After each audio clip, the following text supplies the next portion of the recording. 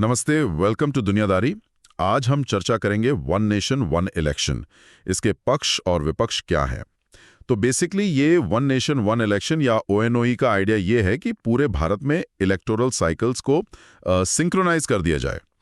मतलब लोकसभा, सारे राज्यों की विधानसभाओं और शायद लोकल बॉडीज के चुनाव भी एक साथ हों। बिल्कुल। और ये कंसेप्ट आजकल काफी चर्चा में है ना। हाँ। अभी का सिस्टम देखें तो ऐसा लगता है देश हमेशा इलेक्शन मोड में ही रहता है। हाँ, सही बात है। कहीं ना किसी लेवल पर चुनाव चलते ही रहते हैं, म्युनिसिपल, स्टेट, नेशनल। ये सिलसिला मतलब कभी रुकता नहीं। सही बात है। इसी लगातार चुनाव के माहौल को बदलने के लिए ओएनओई का प्रस्ताव है। तो आज की इस चर्चा में हम इस प्रपोजल के आर्गुमेंट्स फॉर और अगेंस्ट दोनों को गहराई से समझने की कोशिश करेंगे। हाँ, जो भी एनालिसिस उपलब्ध है उसके आधार पर। हाँ, मकसद ये समझना है कि इसके फायदे क्या गिनाए जा रहे हैं और चिंताएं क्या हैं। इसेंशियली ये बहस एफिशिएंसी और एडमिनिस्ट्रेटिव कन्वीनियंस बनाम भारत के फेडरल स्ट्रक्चर और डेमोक्रेटिक अकाउंटेबिलिटी के बीच की लगती है ना? एग्जैक्टली। ये कोर टेंशन है इस पूरे डिबेट का। और ये जानना भी जरूरी है कि देखिए, ये आइडिया एकदम नया नहीं है। अच्छा। हाँ, भारत ने इसका अनुभव किया है पहले। हाँ, हिस्टोरिकल कॉन्टेक्स्ट पर नजर डालें तो आज़ादी के बाद 1951-52 से लेकर 1967 तक, यानी पहले 4 जनरल इलेक्शंस तक, हाँ, भारत में लोकसभा और राज्य विधानसभाओं के चुनाव एक साथ ही होते थे। It was the norm back then. बिल्कुल। लेकिन फिर ये सिंक्रोनाइजेशन टूट गया। क्यों? क्योंकि 1960s के आखिर में और 70s में कई राज्य सरकारें अपना कार्यकाल पूरा करने से पहले गिर गई। कुछ विधानसभाएं समय से पहले भंग कर दी गईं। कई राज्यों में प्रेसिडेंट्स रूल लगा, डिफेक्शंस यानी दल बदल और पॉलिटिकल इंस्टेबिलिटी भी मतलब काफी बढ़ गई थी। मिड टर्म इलेक्शंस आम होने लगे। और नतीजा ये हुआ कि केंद्र और राज्यों के चुनावी चक्र पूरी तरह अलग हो गए और आज हम स्थिति में हैं जहां लगभग हर साल कहीं ना कहीं चुनाव होते हैं। ओके, तो इस बैकग्राउंड के साथ अब आते हैं ओएनओई के पक्ष में दिए जाने वाले तर्कों पर। जी। जो लोग इसका समर्थन करते हैं उनका सबसे बड़ा आर्ग्यूमेंट क्या है? देखिए, सबसे प्रोमिनेंट आर्गुमेंट है कॉस्ट रिडक्शन। जाहिर है, बार बार चुनाव कराने में भारी खर्चा आता है। हाँ, वो तो है। लॉजिस्टिक्स, सिक्योरिटी फोर्सेस की तैनाती, ईवीएम्स यानी इलेक्ट्रॉनिक वोटिंग मशीन्स और वीवीपैट्स का मूवमेंट, वोटर स्लिप्स की प्रिंटिंग और डिस्ट्रीब्यूशन, पोलिंग स्टाफ की ड्यूटी, ये सब बार बार करना पड़ता है। ओएनओई से ये सारा खर्च एक साथ होगा, जिससे भारी बचत हो सकती है। और ये बचत कितनी सिग्निफिकेंट हो सकती है? कुछ एस्टिमेट्स तो मतलब चौंकाने वाले हैं। जैसे 2019 के लोकसभा चुनाव का कुल खर्च, हाँ, जिसमें सरकारी और पार्टियों का खर्चा शामिल है, करीब 60,000 करोड़ बताया जाता है। जी, बहुत बड़ा अमाउंट है ये। बिल्कुल। और अगर इसमें हर साल होने वाले अनेकों राज्य चुनावों का खर्च जोड़ें तो आंकड़ा बहुत बड़ा हो जाता है। कहा जा रहा है कि ओएनओई से कुल चुनावी खर्च में 30-40% की कमी आ सकती है। That's a huge potential saving. बिल्कुल। और ये तो सिर्फ डायरेक्ट फाइनेंशियल कॉस्ट है, इनडायरेक्ट कॉस्ट्स भी हैं। अच्छा। जैसे सोचिए, लाखों सरकारी कर्मचारी, जिनमें टीचर्स, बैंक कर्मचारी और दूसरे विभागों के लोग शामिल हैं, चुनावी ड्यूटी पर लगते हैं। इस दौरान उनका असली काम प्रभावित होता है। हाँ, स्कूलों में पढ़ाई रुकती है, सरकारी दफ्तरों का काम धीमा हो जाता है। बिल्कुल। ओएनओई से ये डिसरप्शन कम होगा। ये लोग अपने कोर फंक्शंस पर फोकस कर पाएंगे। इसे अपॉर्चुनिटी कॉस्ट सेविंग कह सकते हैं। और एक बहुत बड़ा पॉइंट है मॉडल कोड ऑफ कंडक्ट का। हाँ, ये बहुत इंपॉर्टेंट है। जैसे ही चुनाव अनाउंस होते हैं, एमसीसी लागू हो जाता है, जिसका मतलब है कि सरकार कोई नई पॉलिसी नहीं ला सकती, नए प्रोजेक्ट्स का उद्घाटन नहीं कर सकती, कोई नई वेलफेयर स्कीम अनाउंस नहीं कर सकती। हाँ, और क्योंकि चुनाव लगातार चलते रहते हैं तो देश का कोई ना कोई हिस्सा लगभग हमेशा एमसीसी के दायरे में रहता है। सही कहा। इससे गवर्नेंस पे ब्रेक लगता है, जिसे पॉलिसी पैरालाइसिस भी कहते हैं। ओएनओ का एक बड़ा फायदा ये गिनाया जाता है कि इससे गवर्नेंस कॉन्टिन्यूटी बनी रहेगी। सरकारें 5 साल बिना चुनावी बाधा के काम कर सकेंगी, लॉन्ग टर्म प्लानिंग कर सकेंगी और डेवलपमेंट प्रोजेक्ट्स बिना रुके चलते रहेंगे। एडमिनिस्ट्रेटिव एफिशिएंसी भी बढ़ेगी। ये गवर्नेंस कंटिन्यूटी वाला आर्गुमेंट काफी पावरफुल लगता है। अच्छा, तीसरा पॉइंट जो समर्थक उठाते हैं वो है पॉलिटिकल डिस्ट्रप्शन में कमी। जी। अभी नेता और पार्टियां परपेचुअल कैंपेन मोड में रहते हैं। एक चुनाव खत्म होते ही दूसरी की तैयारी शुरू। इससे शासन पर फोकस कम हो जाता है ना? एग्जैक्टली। कैंपेन फटीग भी एक इशू है, न सिर्फ नेताओं के लिए बल्कि कार्यकर्ताओं और वोटर्स के लिए भी। सही बात। ओएनओए से पार्टियों को चुनावों के बीच गवर्नेंस पर कॉन्सेंट्रेट करने का समय मिलेगा। लेजिस्लेटिव वर्क यानी संसद और विधानसभाओं में कानून बनाने का काम वो बेहतर तरीके से हो पाएगा। मतलब एमपीज और एमएलएज शायद सदन में ज्यादा समय बिताएंगे, डिबेट्स में पार्टिसिपेट करेंगे। हाँ, उम्मीद तो यही है। पॉलिटिकल डिस्कोर्स की क्वालिटी भी सुधर सकती है क्योंकि फोकस मुद्दों पर ज्यादा रहेगा बजाय लगातार इलेक्शनियरिंग के। पार्लियामेंट्री प्रोडक्टिविटी बढ़ सकती है, ये एक अहम बिंदु है। चौथा फायदा बताया जाता है सिक्योरिटी फोर्सेस का बेहतर इस्तेमाल। हाँ, ये भी एक बड़ा पॉइंट है। अभी सेंट्रल आर्म्ड पुलिस फोर्सेस जैसे सीआरपीएफ, बीएसएफ, आईटीबीपी की कंपनियां साल भर चुनावी ड्यूटी के लिए एक राज्य से दूसरे राज्य भेजी जाती हैं। बिल्कुल, इससे उनके प्राइमरी टास्क्स जैसे बॉर्डर सिक्योरिटी या इंटरनल सिक्योरिटी मेंटेनेंस पर असर पड़ता है। स्टेट पुलिस पर भी दबाव बढ़ता है। ओएनओई से सिक्योरिटी फोर्सेस की डिप्लॉयमेंट एक ही बार प्लान्ड और कंसोलिडेटेड तरीके से होगी। इससे सीएपीएफ कर्मियों पर स्ट्रेन कम होगा, वे अपने कोर ड्यूटीज पर बेहतर फोकस कर पाएंगे और शायद बॉर्डर मैनेजमेंट और इंटरनल सिक्योरिटी सिचुएशंस भी इंप्रूव हों। पर्सनल वेलफेयर के लिहाज से भी ये बेहतर होगा। Make sense. पांचवा तर्क दिया जाता है इकोनॉमिक स्टेबिलिटी का। जी, बार बार चुनाव एक तरह की पॉलिसी अनसर्टेनिटी पैदा करते हैं जिसका असर बिजनेस सेंटिमेंट और इन्वेस्टमेंट पर पड़ सकता है। बिल्कुल। ओएनओई से चुनावी चक्र प्रिडिक्टेबल हो जाएगा, जिससे इकोनॉमिक पॉलिसी एनवायरनमेंट स्थिर रहेगा। हाँ, निवेशक ज्यादा कॉन्फिडेंस महसूस कर सकते हैं, बिजनेस प्लानिंग आसान हो सकती है। और जैसा पहले कहा, infrastructure projects, welfare schemes, economic reforms बिना रुकावट के चल सकते हैं। हाँ, और फिस्कल ईयर्स का भी बेहतर उपयोग हो पाएगा क्योंकि बार बार चुनावी घोषणाओं और एमसीसी के कारण बजट एलोकेशंस का फुल यूटिलाइजेशन कई बार नहीं हो पाता। एक और दिलचस्प आर्ग्यूमेंट है एनहांस्ड वोटर पार्टिसिपेशन। सुनने में शायद थोड़ा उल्टा लगे। हाँ, कि पार्टिसिपेशन कैसे बढ़ेगा? हाँ, क्योंकि बार बार चुनाव से तो वोटर फटीग होनी चाहिए। तर्क ये है कि अगर वोटर को पता है कि उन्हें एक ही दिन या एक फिक्स्ड पीरियड में जाकर लोकसभा, विधानसभा और शायद लोकल बॉडीज के लिए भी वोट करना है, तो ये उनके लिए ज्यादा कन्वीनियंट होगा। अच्छा। बार बार छुट्टी लेने या पोलिंग बूथ जाने का झंझट खत्म। इससे वोटर टर्नआउट बढ़ सकता है, खासकर अर्बन एरियाज में जहां टर्नआउट अक्सर कम रहता है। डेली लाइफ डिस्ट्रप्शन कम होगा। लेकिन क्या इससे वोटर कंफ्यूजन नहीं बढ़ेगा? एक साथ इतने सारे कैंडिडेट्स और पार्टीज के लिए वोट करना, खासकर उन लोगों के लिए जो ज्यादा पॉलिटिकली अवेयर नहीं है। ये बिल्कुल वैलिड पॉइंट है और ये एनओई के खिलाफ एक आर्ग्यूमेंट है जिसे हम बाद में देखेंगे। ठीक है। लेकिन सपोर्टर्स का मानना है कि एक साथ चुनाव होने से वोटर्स नेशनल और स्टेट लेवल इश्यूज को कंपेयर करके एक इन्फॉर्म्ड और होलिस्टिक चॉइस बना पाएंगे। मिड टर्म पॉलिटिकल नैरेटिव्स या हवा का असर कम होगा और लोग शायद ज्यादा कॉम्प्रिहेंसिव तरीके से सोचकर वोट दें। ओके। और सातवां प्रमुख फायदा गिनाया जाता है इंस्टीट्यूशनल बेनिफिट्स का, election commission of India ECI के लिए। हाँ, उनके लिए काम आसान हो जाएगा। लॉजिस्टिक्स, प्लानिंग, एग्जीक्यूशन सब स्ट्रीमलाइन में जाएगा। रिसोर्स मैनेजमेंट बेहतर होगा। वो इलेक्टोरल इंटेग्रिटी बढ़ाने के उपायों पर ज्यादा फोकस कर पाएंगे। और पॉलिटिकल पार्टीज के लिए भी शायद आसानी हो। हाँ, हो सकता है। वे अपनी कैंपेन स्ट्रैटेजीज को कंसोलिडेट कर पाएंगी, संसाधनों का बेहतर एलोकेशन कर पाएंगी, बार बार चुनाव लड़ने का ऑर्गेनाइजेशनल स्ट्रेस कम होगा। शायद वे बेहतर मैनिफेस्टोज और पॉलिसी प्रपोजल्स डेवलप करने पर ज्यादा ध्यान दे पाएं। तो ये है ओएनओई के पक्ष में दिए जाने वाले मुख्य तर्क। Cost saving, governance continuity, less political disruption, better use of security forces, economic stability, potentially higher voter turnout और इंस्टीट्यूशनल बेनिफिट्स। सुनने में तो मतलब काफी कंपेलिंग लगता है। हाँ, आर्ग्यूमेंट्स तो स्ट्रांग है। लेकिन जैसा हमने शुरू में कहा था, सिक्के का दूसरा पहलू भी है। इस प्रपोजल को लेकर गंभीर चिंताएं और चुनौतियां भी हैं। सबसे बड़ी चिंता क्या है? देखिए, सबसे फंडामेंटल चैलेंज है constitutional and legal hurdles. Bharat का संविधान एक फेडरल स्ट्रक्चर स्थापित करता है जहां केंद्र और राज्यों की अपनी अपनी शक्तियां और कार्यक्षेत्र हैं। राज्यों की विधानसभाओं का कार्यकाल और उनके चुनाव कराने का अधिकार राज्यों के पास है। ओएनओई लागू करने के लिए संविधान में कई बड़े अमेंडमेंट्स करने होंगे। कौन से आर्टिकल्स प्रभावित होंगे? मेनली आर्टिकल 83 जो लोकसभा के कार्यकाल से जुड़ा है, आर्टिकल 85 लोकसभा का डिसोल्यूशन, आर्टिकल 172 राज्य विधानसभाओं का कार्यकाल, आर्टिकल 174 राज्य विधानसभाओं का डिसोल्यूशन और संभवतः आर्टिकल 356 प्रेसिडेंट्स रूल। इन सब में बदलाव करने की जरूरत पड़ेगी ताकि केंद्र और सभी राज्यों के चुनाव एक साथ लाए जा सकें। और कॉन्स्टिट्यूशनल अमेंडमेंट आसान नहीं होता, पार्लियामेंट में 2/3 मेजॉरिटी चाहिए। हाँ, और साथ ही कम से कम आधे राज्यों की विधानसभाओं से रैटिफिकेशन भी। बिल्कुल। ये पॉलिटिकल कंसेंसस बनाना ही अपने आप में एक बड़ी चुनौती है।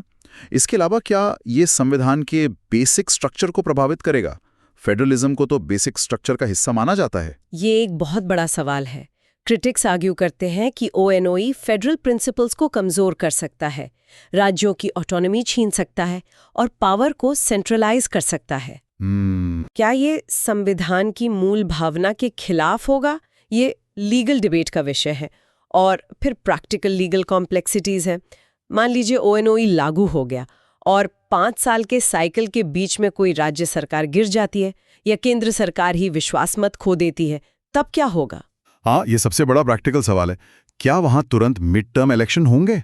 अगर हाँ, तो सिंक्रोनाइजेशन तो फिर टूट गया, ONOE का मकसद ही विफल हो गया। बिल्कुल। या फिर क्या अगले शेड्यूल्ड इलेक्शन तक, जो शायद 2-3 साल दूर हों, प्रेसिडेंट रूल लगाया जाएगा? ये तो अनडेमोक्रेटिक होगा। एग्जैक्टली। नो कॉन्फिडेंस मोशंस का क्या मैकेनिज्म होगा?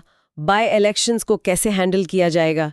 ये वो पेचीदा सवाल है जिनका कोई आसान जवाब नहीं है और जिनके लिए रोबस्ट लीगल फ्रेमवर्क्स बनाने होंगे। सही बात है। अच्छा, दूसरी बड़ी चिंता है डेमोक्रेटिक रिप्रेजेंटेशन से जुड़ी।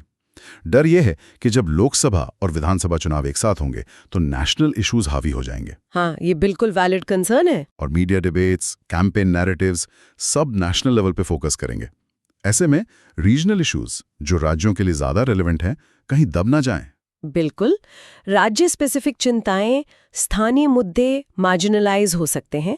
वोटर्स का ध्यान शायद नेशनल लीडर्स और पार्टीज पर ज्यादा रहेगा और वे राज्य सरकार के परफॉर्मेंस को उतने क्रिटिकल आई से ना देख पाएं। इसका सीधा असर रीजनल पार्टीज पर भी पड़ सकता है, जिन पर हम आगे बात करेंगे। और वोटर कंफ्यूजन की बात जो पहले आई थी, एक साथ इतने सारे इलेक्शंस के लिए वोट करना, Lok Sabha MP, state MLA, may be municipal corporator या पंचायत मेंबर, क्या ये आम वोटर के लिए कंफ्यूजिंग नहीं होगा? बिल्कुल हो सकता है, स्पेशली लेस लिटरेट वोटर्स या फर्स्ट टाइम वोटर्स के लिए। EVM पर इतने सारे बटन्स, इतने सारे कैंडिडेट्स, अलग अलग स्तरों के लिए सोच समझकर इन्फॉर्म्ड चॉइस बनाना मुश्किल हो सकता है। वोटिंग एरर्स की संभावना भी बढ़ सकती है ना? हाँ, बिल्कुल। अगर कोई राज्य सरकार अच्छा काम नहीं कर रही तो अगले विधानसभा चुनाव में उसे हटाया जा सकता है। ONOE ये मिड टर्म फीडबैक लूप खत्म हो जाएगा। सरकारें शायद 5 साल के लिए ज्यादा निश्चिंत हो जाएं। क्या इससे अकाउंटेबिलिटी कमजोर नहीं होगी? ये एक प्रमुख चिंता है। डेमोक्रेटिक अकाउंटेबिलिटी का एक महत्वपूर्ण पहलू है कि सरकारें लगातार जनता के प्रति जवाबदेह महसूस करें। अगर चुनावी परीक्षा 5 साल में सिर्फ एक बार होगी तो हो सकता है सरकारें कम रिस्पॉन्सिव हो जाएं। तीसरी बड़ी चुनौती है लॉजिस्टिकल एंड एडमिनिस्ट्रेटिव स्केल। जबरदस्त स्केल है भारत का। हाँ, दुनिया की सबसे बड़ी डेमोक्रेसी है।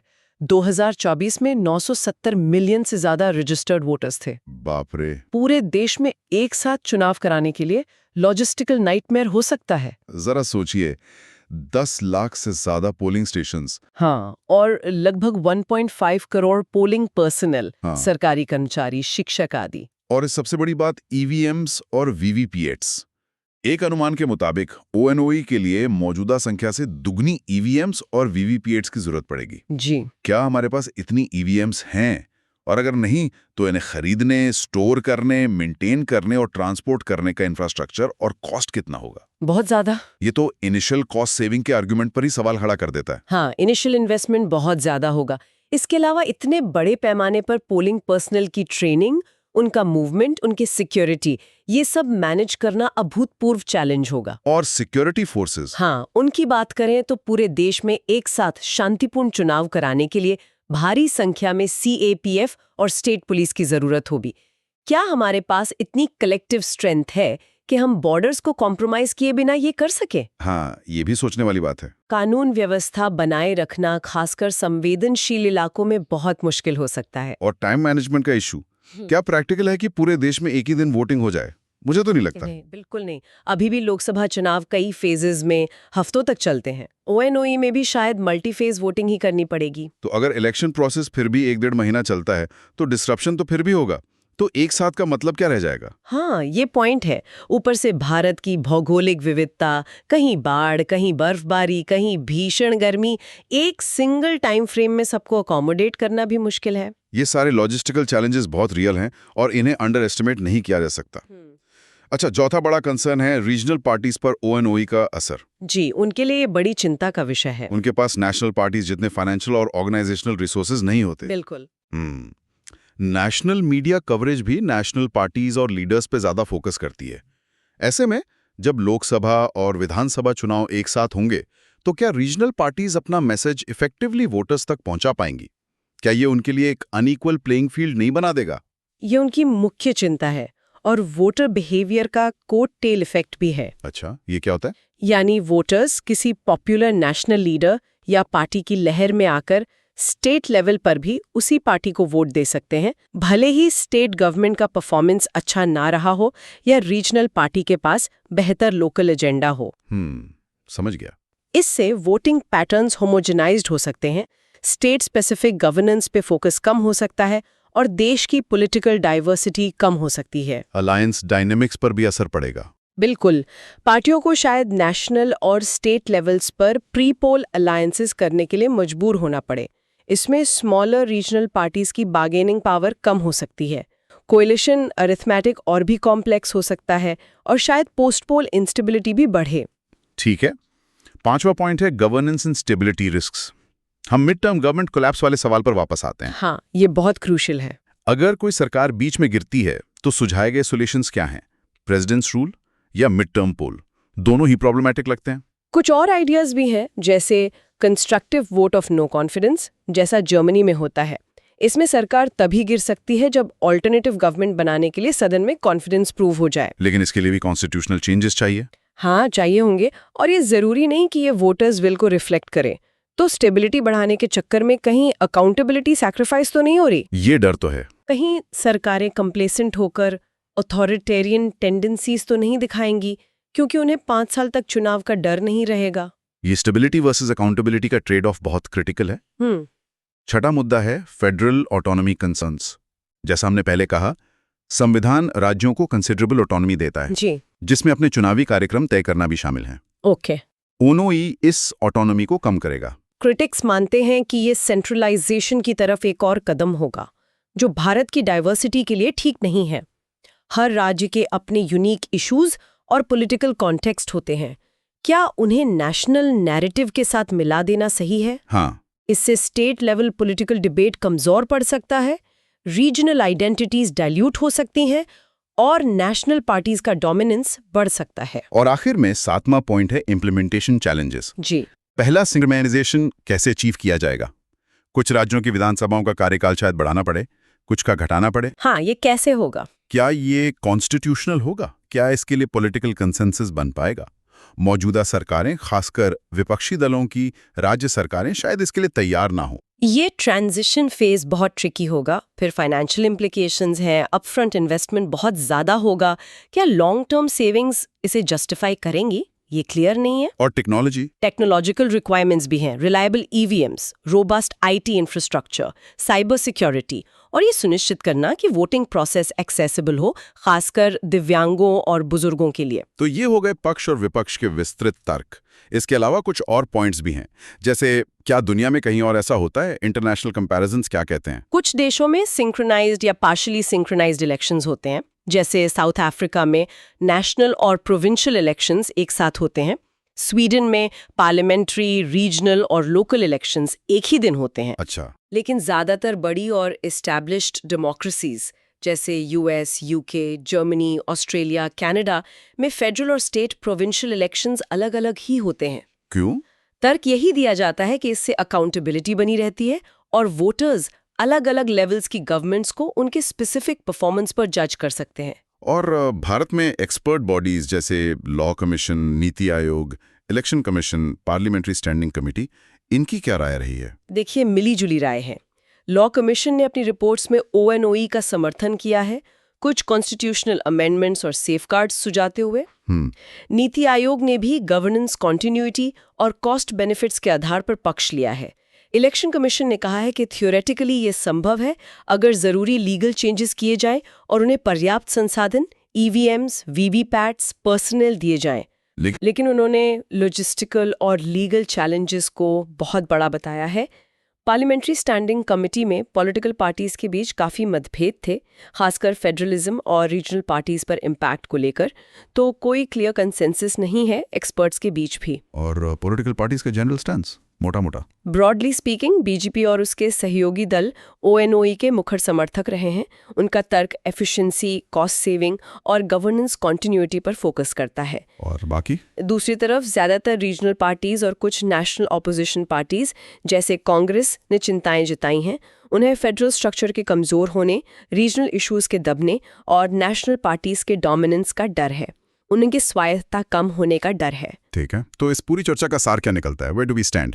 मतलब क्या समझें इससे? देखिए, ONOE का आइडिया सतह पर आकर्षक लग सकता है, कम खर्च, कम डिस्ट्रप्शन, ज्यादा गवर्नेंस, इसमें कोई शक नहीं। हाँ, लेकिन इसके इम्प्लीमेंटेशन में बहुत बड़ी कॉन्स्टिट्यूशनल, लीगल, लॉजिस्टिकल और पॉलिटिकल चुनौतियां हैं। ये सिर्फ एक एडमिनिस्ट्रेटिव ट्वीक नहीं है, ये इंडियन डेमोक्रेसी के फंडामेंटल स्ट्रक्चर को बदलने जैसा है। बिल्कुल। फायदे अपनी जगह हैं, लेकिन उनकी कीमत क्या चुकानी पड़ेगी? क्या एफिशिएंसी और कॉस्ट सेविंग के लिए हम फेडरल प्रिंसिपल्स, डेमोक्रेटिक अकाउंटेबिलिटी और रीजनल रिप्रेजेंटेशन से समझौता करने को तैयार हैं? ये सवाल इस डिबेट के केंद्र में है। हाँ, जो रिकमेंडेशंस आ रही हैं वो यही है कि इस पर आगे बढ़ने से पहले बहुत व्यापक पॉलिटिकल कंसेंसस बनाना जरूरी है। फेडरल स्ट्रक्चर की सेफ्टी पैरामाउंट होनी चाहिए। अगर इसे लागू करना ही है तो शायद फेज्ड मैनर में किया जाए। मिड टर्म गवर्नमेंट कोलैप्स जैसी सिचुएशंस के लिए फूल प्रूफ मैकेनिज्म्स बनाने होंगे। और शायद ONOE जैसे रैडिकल ओवरहॉल से पहले दूसरे जरूरी इलेक्टरल रिफॉर्म्स जैसे कैंपेन फिनेंस रिफॉर्म या क्रिमिनलाइजेशन ऑफ पॉलिटिक्स को एड्रेस करने पर ध्यान देना चाहिए। सही बात। और अंत में विचार लिसनर्स के लिए छोड़ जाते हैं। जैसा कि स्रोत सामग्री भी इशारा करती है, लोकतंत्र सिर्फ एफिशिएंसी या कॉस्ट कटिंग का नाम नहीं है। नहीं, बिल्कुल नहीं। ये रिप्रेजेंटेशन, अकाउंटेबिलिटी और रेस्पॉन्सिवनेस के बारे में भी है, यानी प्रतिनिधित्व, जवाबदेही और जनता की आवाज सुनना। तो सवाल ये है कि क्या ONOE भारत जैसे विशाल, विविध और जटिल संघीय लोकतांत्रिक गणराज्य के लिए वाकई में सूटेबल है? या कहीं ऐसा तो नहीं कि एडमिनिस्ट्रेटिव कन्वीनियंस के नाम पर डेमोक्रेटिक वैल्यूज का सौदा किया जा रहा है? हाँ, इस पर गहराई से सोचने की जरूरत है। बिल्कुल सही। Okay, so we hope you liked today's discussion. For more such discussions on general studies topics, subscribe to our channel. Dhanyavad. Jai Hind.